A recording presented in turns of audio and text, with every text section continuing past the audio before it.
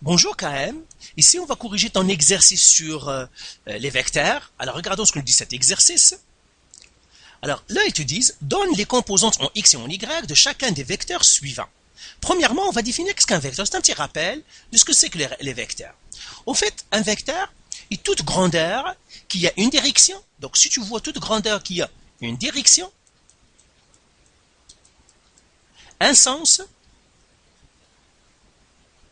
et puis une valeur, ou bien la grandeur de la valeur, on l'appelle aussi grandeur de la valeur de la grandeur, ou bien on l'appelle aussi la norme, une norme du vecteur, eh bien tu as, un vecteur. Des exemples de vecteurs, on a par exemple la vitesse.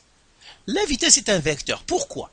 Disons que par exemple, on veut poursuivre quelqu'un, un chauffeur par exemple. Alors premièrement, pour le poursuivre, il faut savoir dans quelle route ou bien dans quelle autoroute il est en train de courir.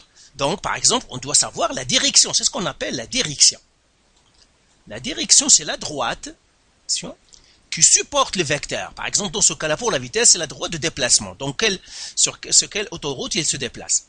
Deuxièmement, on doit savoir est-ce qu'il se déplace dans le nord de l'autoroute ou dans le sud de l'autoroute. Par exemple, disons, il se déplace vers ce sens-là. C'est ce qu'on appelle le sens. Et puis, à quelle vitesse il roule? Disons, par exemple, il roule à 180 km à l'heure. Par exemple. Donc, tu vois, ça, c'est un vecteur. Un autre exemple de vecteur, la force. Pourquoi? Parce que disons que je veux déplacer une charge. Alors si je veux déplacer une charge, premièrement, je dois savoir le support de déplacement. Sur quel support je vais le déplacer? Par exemple, c'est la droite qui va me dire comment le déplacement ça va être. Maintenant, je dois savoir dans quel sens.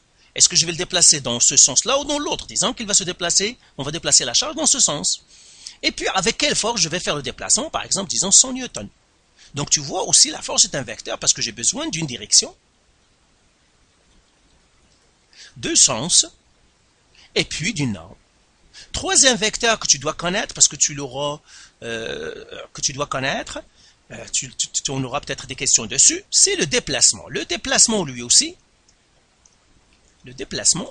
c'est un vecteur. On en parlera plus en détail dans d'autres exercices. Mais pour l'instant, c'est ce que tu dois retenir. Un vecteur, il est défini par une direction, la droite qui supporte, par exemple, le mouvement, le déplacement, etc. Un sens et une valeur. Maintenant, pour un vecteur, toujours tu as le début du vecteur, que j'appellerai moi le talon du vecteur, et puis la pointe du vecteur, que j'appellerai ici la pointe. Donc, un vecteur, toujours un talon, une pointe. Donc voilà. Donc maintenant, tout ce que tu dois savoir sur les vecteurs, c'est ça. Toutes les grandeurs qui ont ces trois caractéristiques, toutes les grandeurs qui ont ces trois caractéristiques sont des vecteurs. Maintenant, on répond aux questions. Ils disent, on te donne des vecteurs, peut-être ce sont des vitesses, des forces, on ne sait pas, mais ce sont des vecteurs. Ils nous disent de trouver les composantes en x et en y. Alors, les composantes x et y, ça veut dire qu'on a un plan cartésien. Donc ça, c'est x, ici y. Et x, c'est horizontal, y, c'est vertical. Alors, comment on va trouver les composantes d'un vecteur? Eh bien, tout simplement, je regarde mon vecteur. Par exemple, VA. Je regarde sa pointe, son talon. C'est là le talon, et ça, sa pointe. Comme ça. Alors, je vais utiliser une autre couleur. Ça, c'est le talon du vecteur, et ça, c'est la pointe. Et là, dans le plan cartésien, je dis comment je vais partir du talon à la pointe en se déplaçant que horizontalement ou verticalement. C'est-à-dire à droite, à gauche, ou bien en haut, en bas. Ici, je vois que je dois partir vers la gauche, par exemple, de 1, 2, 3, 4, 5, 6, 7. Donc 7 vers la gauche, ça veut dire 7 vers la gauche, et vers le haut, c'est combien? Je dois faire 1 vers le haut. Et puis, il y a une convention, c'est que si je pars vers la droite, c'est toujours positif. Si je pars vers la gauche, c'est négatif. Vers le haut, c'est positif. Vers le bas, c'est négatif. Donc ici, 7 vers la gauche, ça veut dire moins 7. 1 vers le haut, ça veut dire plus 1. Donc ici, c'est moins 7 plus 1.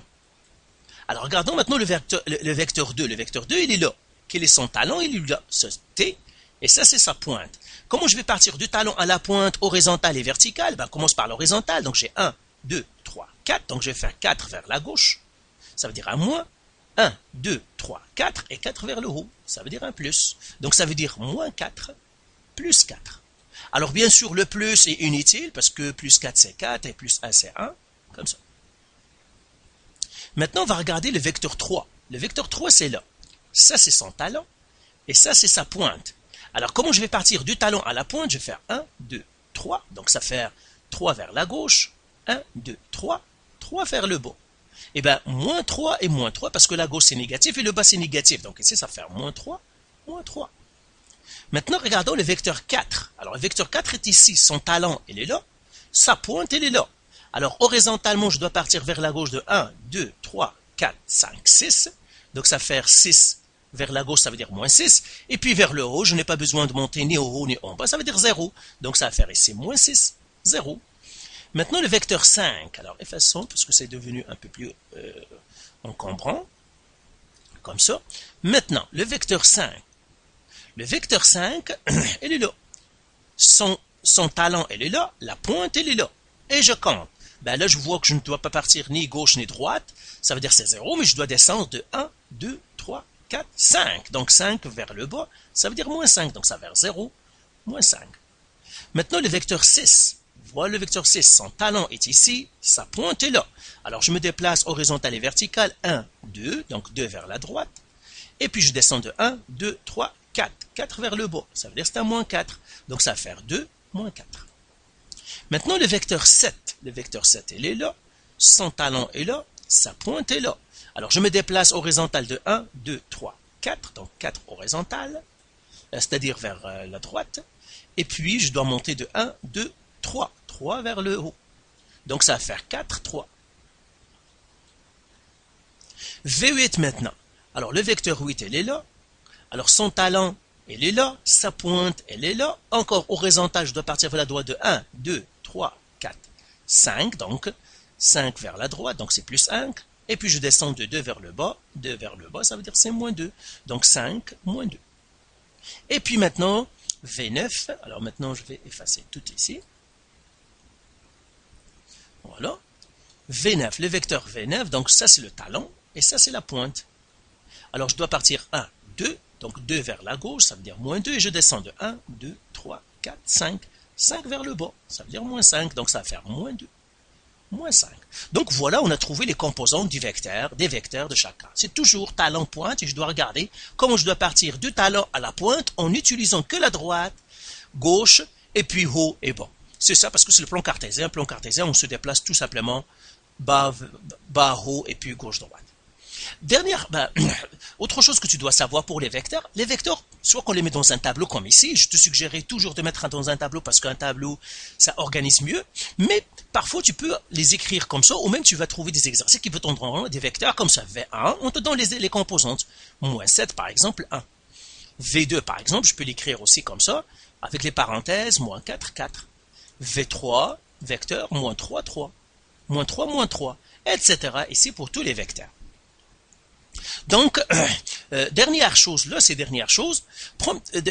tout simplement, les vecteurs. Les vecteurs ne sont définis que par leur pointe, leur talon et leur pointe. C'est ça le plus important dans un vecteur. L'emplacement où tu mets ton vecteur dans le plan cartésien n'est pas important. Ça veut dire quoi? Ça veut dire, par exemple, si je peux tracer un autre vecteur qui est la même chose que V3, comme ça. Ça, c'est un autre vecteur, V3 par exemple. Comme ça.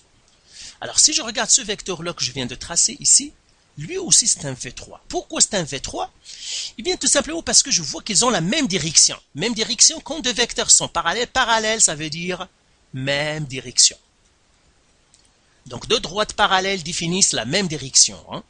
Donc, même direction. Ici, le sens, je vois que le sens de la flèche, il est dans le bon sens, dans les deux. Et puis, ils ont la même longueur. Donc, ce sont deux vecteurs qui sont pareils. Donc, même direction. Par exemple, ce vecteur-là, ces deux-là sont même direction, même sens et même grandeur. Donc, ce sont deux vecteurs qui sont pareils. Maintenant, si je regarde lui aussi talon pointe, pour lui, le vecteur V3, on a trouvé moins 3, comme ici.